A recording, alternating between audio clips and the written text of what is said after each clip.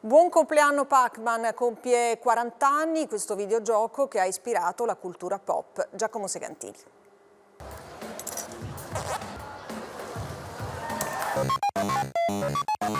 Quarant'anni e non sentirli. Il 22 maggio 1980 compariva per la prima volta in Giappone un pugno di pixel gialli con un solo obiettivo: inghiottire tutto. Pallini, frutta e possibilmente anche i suoi nemici fantasmini. Pacu Pacu, l'onomatopea nipponica che gli ha dato il nome e che corrisponde al nostro gnam gnam. Un legame indissolubile con il cibo. Leggenda narra che papà Toru Iwatani lo abbia concepito guardando una pizza a cui era stata tolta una fetta. Pac-Man, un eroe femminile pensato per le ragazze che di astronavi e alieni non ne volevano sapere. L'enorme successo negli Stati Uniti lo ha catapultato nell'Olimpo dei videogame da sala giochi.